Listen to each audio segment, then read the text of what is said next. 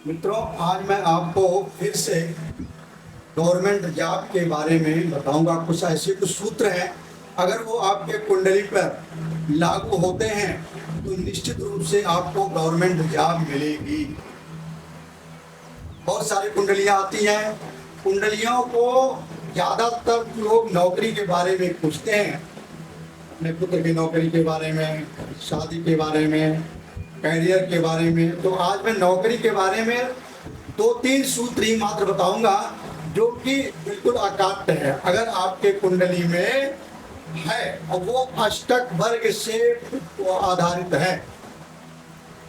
कुंडली में अष्टक वर्ग एक ज्योतिषी गणना होती है, उस पर सूत्र लगाने से बिल्कुल सटीक जवाब मिलते हैं।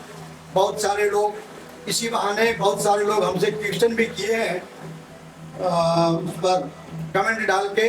मैं उन लोगों का उत्तर दे रहा हूं कि देखिए, अब एक एक कुंडली का विवेचन तो हम नहीं कर सकते, लेकिन सबको ये मैं उत्तर दे रहा हूं, आप उनको देखिए। यदि कुंडली में 10वां और 11वां घर में अष्टक वर्ग में, सर्वाष्टक वर्ग में 10वें घर से ज्यादा अंक 11वें घर में है तो ये पहला सूत्र है। 10वें घर से 11वें घर में अगर ज्यादा अंक है तो ये समझ लो कि आपकी तरक्की निश्चित ही होनी है। नंबर 1 पहला सूत्र ये है। जैसे ये मैंने कुंडली बना दिया, अब ये 10वां घर है, ये 11वां घर है, इसमें मान लीजिए 28 अंक है। मित्रों, ये 28 अंक जिसमें कम होते हैं, 28 अंक से कम नहीं होना चाहिए। जो भी घर आपका 28 अंक से कम है वो अपने कारकत्वों का पूर्ण फल नहीं दे सकता। जैसे पंचम का है, पुत्र का भाव होता है, 28 अंक से कम है तो पुत्र तो होंगे लेकिन अल्प पुत्र होंगे। द्वितीय घर में 28 से कम है, विद्या का भाव होता है, धन का भाव होता है। ये अगर यहाँ 28 से कम नंबर है तो धन तो मिलेगा लेकिन कम मिलेगा, बड़े परिश्रम के बाद मिलेगा। विद्या तो मिलेगी लेकिन कम मिलेगी और बड़े परिश्रम के बाद मिलेगी। इसी प्रकार से हम केवल आज 10वें और 11वें भाव को देखेंगे। नौकरी का कारक, ये नौकरी का कारक होता है। अगर इसमें मान लीजिए हमें 30 अंक मिले हैं, 10वें भाव में 30 अंक मिले हैं, 11वें भाव में हमें 36 अंक मिले हैं, किसी भी कुंडली में ये अंक कहाँ से मिले हैं? मैंने पिछली वीडियो में आपको अष्टक वर्ग बना करके दिखाया था, सर्वाष्टक वर्ग कैसे बनता है वो भी दिखाया था।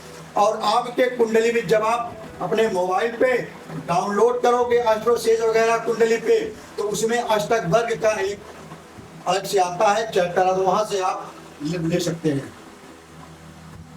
10वां भाव कम होना चाहिए, 11वां ज्यादा होना चाहिए।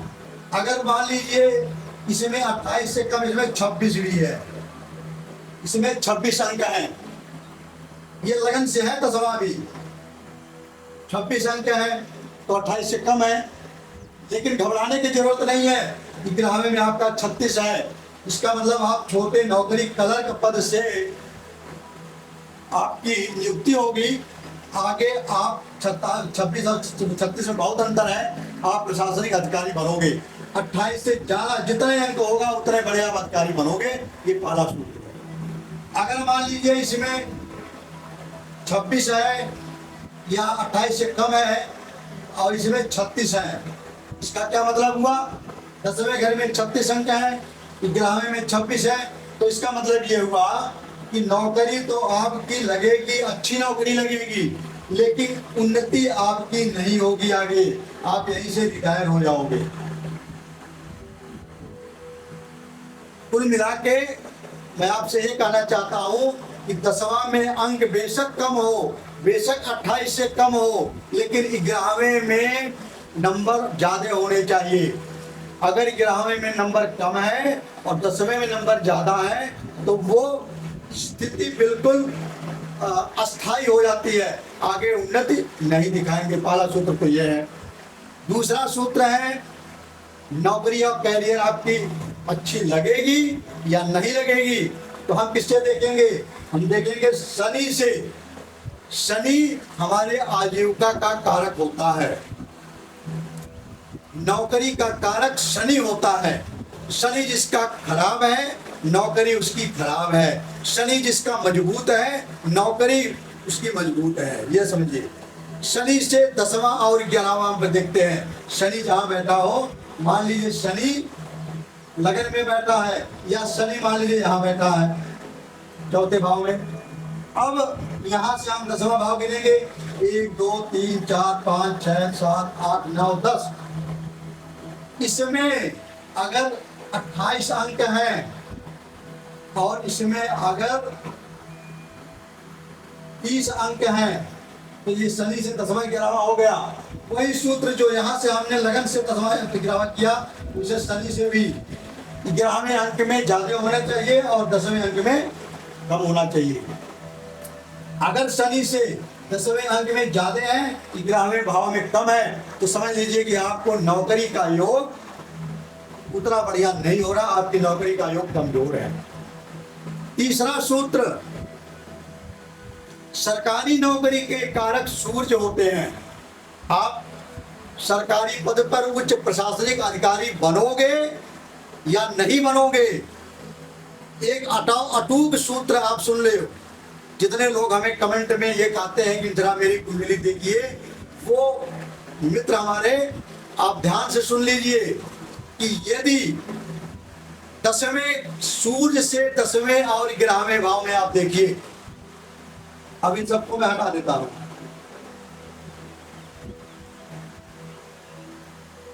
मान लीजिए सूर्य यहां बैठा है तीसरे घर में, या सूर्य कहीं भी बैठा हो, यहां नहीं बैठा हो, कहीं भी बैठा हो। सूर्य अभी मैंने तीसरे घर में रखा है, सूर्य तीसरे घर में न होकर के कहीं भी बैठा हो, उससे हम एक 10 11 भाव गिनेंगे। 1 2 3 4 5 6 7 8 9 10, 10 और 11। 10वें घर में मान लीजिए 28 से ऊपर अंक है, 30 अंक है।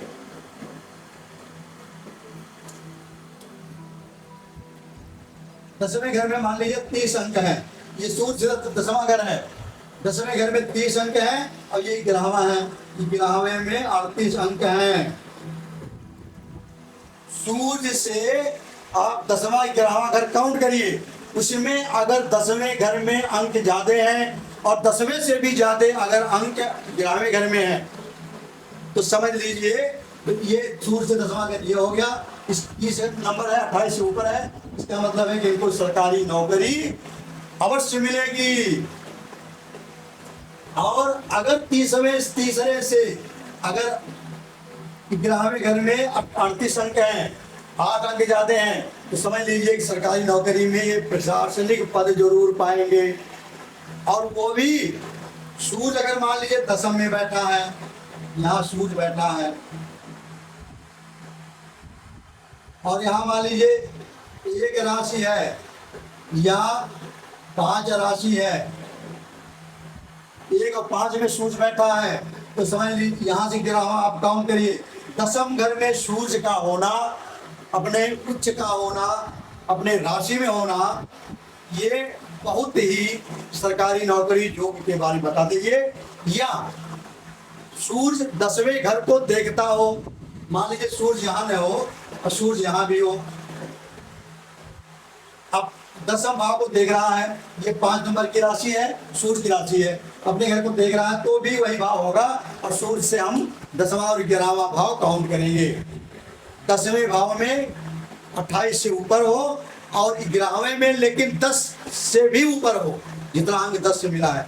अगर वही 10 में 28 से कम है और 11वें में 28 से भी कम है, तो समझ लीजिए कि उस व्यक्ति का सरकारी नौकरी का योग नहीं है। और अगर सूर्य से 10वें में और 11वें में 28 से अंक ज़्यादा हैं और 10वें से भी ज़्यादा 11वें में है, तो आप समझ लीजिए कि आपको गवर्नमेंट जॉब लगेगी। बहुत सारे कमेंट आते हैं, बहुत सारे फ़ोन पे भी मेरे आते हैं, गुरु जी जरा जब मैं कमेंट अपना वीडियो खोलता हूँ देखता हूँ, बहुत सारे लोग ये कैरियर के बारे में बात कर रहे हैं। भाई सबकी ये प्रकृति है, स्वाभाविक है, हर व्यक्ति अपने कैरियर को ढूंढता है मित्रों, सरकारी नौकरी यदि आपको चाहिए तो आप सूर्य भगवान को जल जरूर दीजिए। सरकारी नौकरी के लिए सूर्य का प्रबल होना जरूरी है। सूर्य और मंगल अगर दशम घर को देखते हैं तो वो सरकारी नौकरी के योग बनाते हैं। बजरंग बली का आप भक्ति करिए और सूर्य भगवान को जल दीजिए, यही है सरकारी नौकरी मिलने के योग। जितने भी लोग कमेंट किए हैं, मेरा अनुरोध है कि आप लोग अपने अपने कुंडलियों में अष्टक वर्ग बना करके और देखिए कि गवर्नमेंट जॉब हमारे में लग रही है कि नहीं। अच्छा, वही एक चीज मैं और आपको बता दूं, एक सूत्र और है, कैरियर का आपका आगे धन समृद्धि आपकी आगे रहेगी या नहीं रहेगी। तो देखिए, इसके लिए छठवां भाग, तीसरा भाव, छठवां भाव, 10वां और 11वां भाव, जितने सर्वाष्टक बिंदु मिले हैं, कौन कौन सा, तीसरे भाव में प्लस छठवें भाव में प्लस 10वें भाव में प्लस 11वें भाव में, जितने भी सर्वाष्टक बिंदु मिले हैं, सर्वाष्टक बिंदु मैंने ये जो मैंने बताया, उनको आप जोड़ लीजिए। इनको जोड़ना है। जोड़ने के बाद अगर 112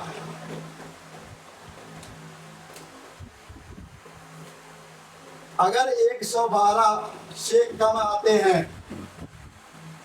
तीसरा, छठवां, 10वां, 11वां, इनको हम उपचय भाव बोलते हैं। उपचय भाव हमारे कैरियर का और उत्थान को बताते हैं। 3, 6, 10, 11 भाव को आप जोड़िए।